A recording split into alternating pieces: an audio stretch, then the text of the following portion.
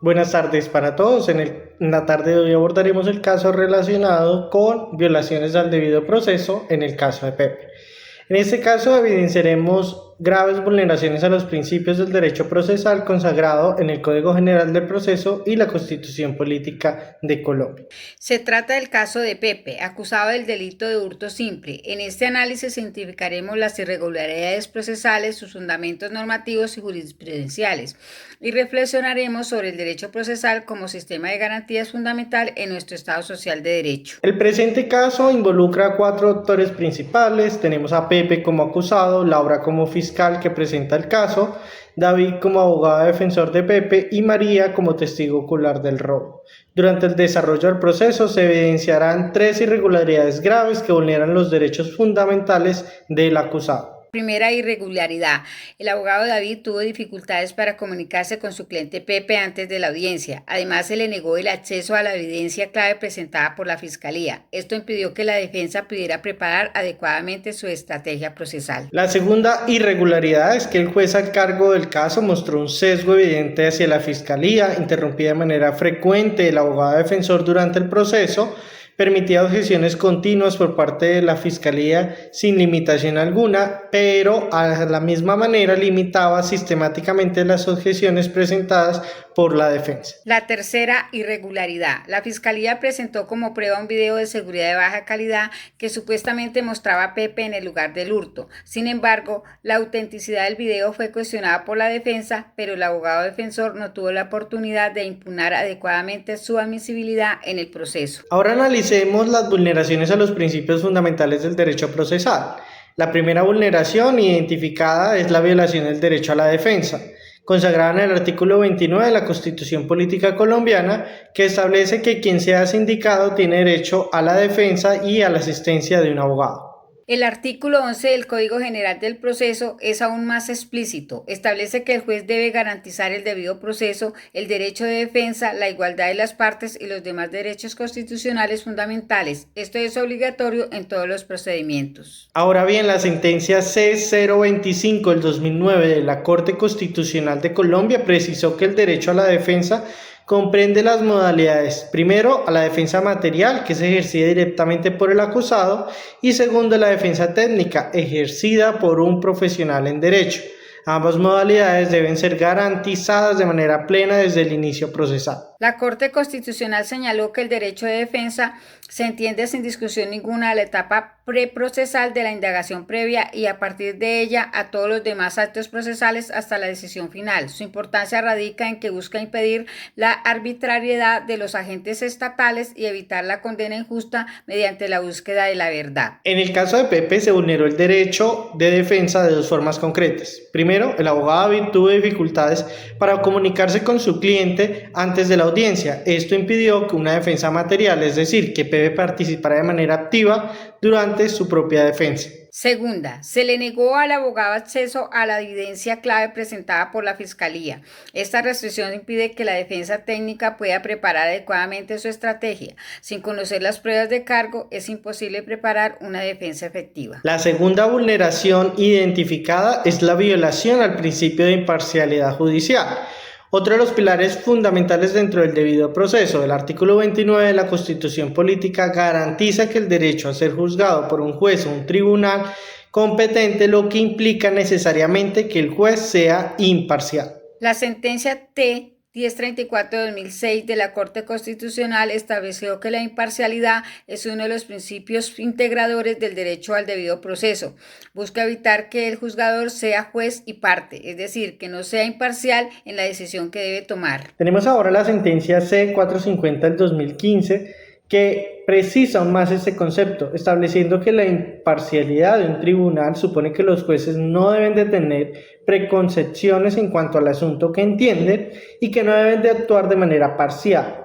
Esto señala que el juez debe ser una tercera parte neutral equidistante. Adicionalmente, la sentencia SU 174/2021 reiteró que la imparcialidad es un atributo de la Administración de Justicia que debe garantizarse en todo momento. La jurisprudencia reconoce dos dimensiones de la imparcialidad: la subjetiva relacionada con la intención del juez y la objetiva relacionada con las apariencias y las condiciones funcionales. En el caso analizado, el juez mostró un sesgo evidente hacia la Fiscalía, interrumpiendo de manera frecuente al abogado defensor cuanto a este presentaba sus argumentos, pero permitiendo que la Fiscalía realizara objeciones continuas sin limitación alguna, mientras que limitaba de manera sistémica las objeciones presentadas por la defensa. Estas actuaciones vulneran tanto la imparcialidad subjetiva porque demuestran una intención de favorecer a la Fiscalía, como la imparcialidad objetiva porque generan la apariencia clara de que el juez está prejudiciado en favor del acusador.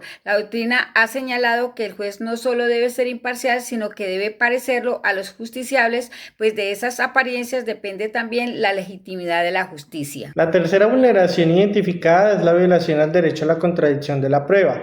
El artículo 29 de la Constitución es claro: quien sea sindicado tiene derecho a presentar pruebas y a controvertir las que se alleguen en su contra. El artículo 15 de la Ley 906 de 2004, que es el Código de Procedimiento Penal, refuerza este derecho estableciendo que las partes tendrán derecho a conocer y controvertir las pruebas, así como a intervenir en su formación. Este es un derecho fundamental en un sistema acusatorio. El artículo 114 del Código General del Proceso es categórico respecto a las consecuencias de violar este derecho, que establece que es nula de pleno derecho la prueba obtenida con violación del debido proceso.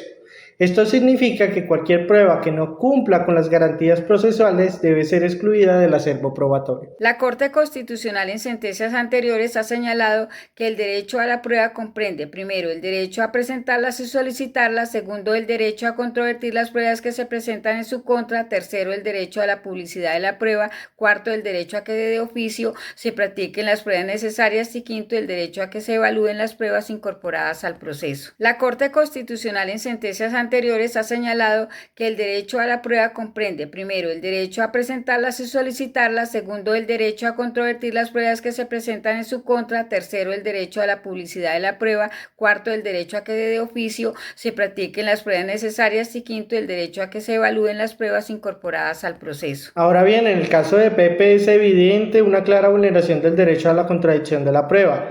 La Fiscalía presentó una prueba de un video de seguridad de baja calidad. La autenticidad del video fue cuestionada por la defensa; sin embargo, el abogado defensor no se le permitió impugnar adecuadamente la admisibilidad de esta prueba. Esto significa que Pepe no tuvo la oportunidad efectiva de cuestionar la validez del video, no pudo solicitar información sobre su origen, cómo fue grabado, cuál es su cadena de custodia, quién lo capturó y bajo qué circunstancias. Toda esta información es crucial para determinar si la prueba es confiable. La cuarta vulneración identificada es la violación al principio de igualdad de armas o igualdad material. El artículo 4 del Código General del Proceso establece claramente que el juez debe hacer uso de sus poderes que este código le otorga para lograr la igualdad real entre las partes. La sentencia C067 de 2021 de la Corte Constitucional define este principio de manera precisa. Establece que la igualdad de armas supone que las partes cuenten con medios procesales homogéneos de acusación y de defensa, de tal forma que gocen de las mismas posibilidades y cargas de alegación, prueba e impugnación. Este principio es fundamental en un sistema acusatorio en donde la Fiscalía y la defensa son dos contendores que se enfrentan a un juez imparcial. Ambas partes tienen que entrar en el debate con las mismas herramientas, tanto de ataque como de protección, en el mismo acceso a la información, los mismos tiempos de intervención y los mismos derechos procesales. En el caso de Pepe se creó un desequilibrio procesal grave. La Fiscalía tenía acceso libre a toda la evidencia que pretendía presentar, mientras que la defensa fue excluida de ese acceso previo. Esto generó una desigualdad fundamental en la capacidad de preparación de cada parte. Además, el juez permitía objeciones continuas de la Fiscalía sin limitación alguna, mientras que limitaba las objeciones de la defensa. Esto significa que la Fiscalía tenía más oportunidad de interrumpir y cuestionar los argumentos de la defensa que lo contrario. El tratamiento procesal no era equitativo. También las dificultades que enfrentó el abogado para comunicarse con su cliente contrasta con la aparente libertad de actuación de la Fiscalía. Esto creó un desequilibrio en la capacidad de ambas partes para preparar y presentar sus posiciones. Ahora bien, ¿qué acciones deben de tomarse para corregir estas irregularidades graves? La ley procesal colombiana también establece varios mecanismos. Primera acción, declarar la nulidad de las actuaciones procesales conforme el artículo 14 del Código General del Proceso. Debe excluirse el video de seguridad que no fue adecuadamente controvertido, dado que esta prueba fue presentada violando el debido proceso. No puede ser considerada en la decisión del caso. En segunda opción, podemos recusar al juez, dada la evidente parcialidad demostrada por él mismo, ya que es necesario que el caso sea conocido por un juez diferente que garantice de manera efectiva el debido proceso, ya que las partes tienen derecho a un juez imparcial, que en el presente caso el juez no ha demostrado serlo. Tercera acción, garantizar acceso completo a la evidencia. La Fiscalía debe proporcionar a la defensa acceso irrestricto a toda la evidencia del caso, incluyendo copias del video, información técnica sobre la grabación, fecha, hora, ubicación, la cadena de custodia y cualquier otro elemento probatorio que se pretenda utilizar. La cuarta opción es organizar el tiempo razonable para preparar la defensa. Debe de poder comunicarse libremente con su cliente Pepe en condiciones adecuadas, tener tiempo suficiente para poder analizar toda la evidencia, investigar los hechos y preparar su estrategia de defensa.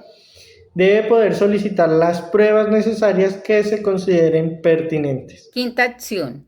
Celebrar una nueva audiencia ante un juez imparcial. Una vez corregidas todas las irregularidades, debe celebrarse una nueva audiencia garantizando igualdad de trato procesal a ambas partes, derecho pleno de contradicción probatoria, oportunidad de impugnar la admisibilidad de las pruebas y respeto a todas las garantías del debido proceso. Tenemos también una acción complementaria que es la acción de tutela, y si las autoridades judiciales ordinarias no corrigen estas irregularidades, Pepe puede interponer una acción de tutela por vulneración de sus derechos fundamentales al debido proceso, a la administración de justicia, a la igualdad.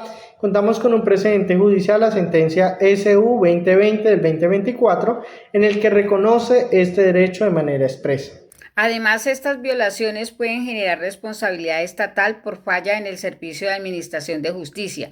Si se dictara una sentencia condenatoria basada en estas actuaciones viciadas de nulidad, sería improcedente y debería ser revocada por las instancias superiores mediante acción de tutela. En cuanto a las implicaciones legales de estas vulneraciones, son extremadamente graves. Todas las actuaciones realizadas con violación al debido proceso son nulas en pleno derecho, conforme al artículo 14 del Código General del Proceso y el artículo 29 de la Constitución Política de Colombia. Al negar a Pepe el derecho a una defensa efectiva, se vulnera su dignidad como persona. Es tratado como objeto del proceso, no como sujeto de derechos.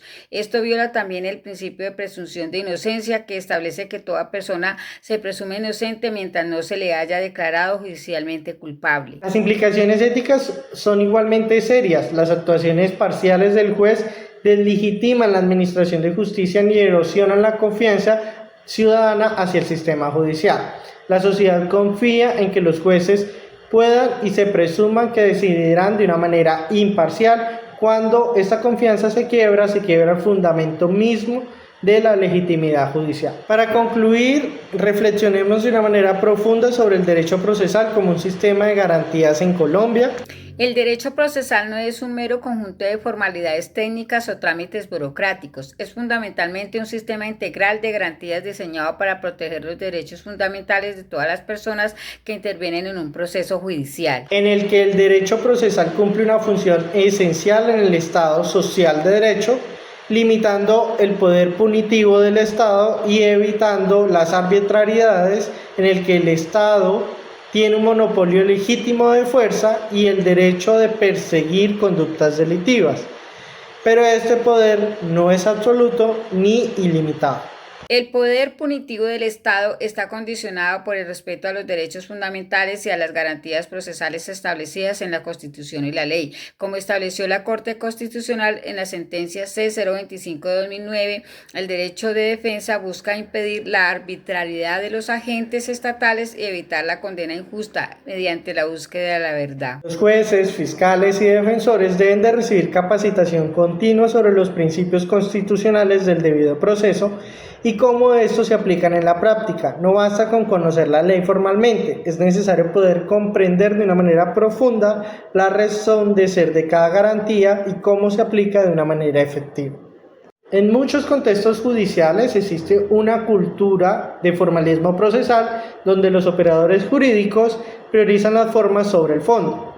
Las garantías procesales se convierten en meros ritualismos vacíos de contenido y es necesario superar esta mentalidad formalista y recuperar el verdadero sentido garantista del derecho procesal. Esperemos que este video ensayo contribuya a comprender la importancia fundamental del debido proceso como garantía esencial en Colombia y en cualquier estado que se proclame democrático.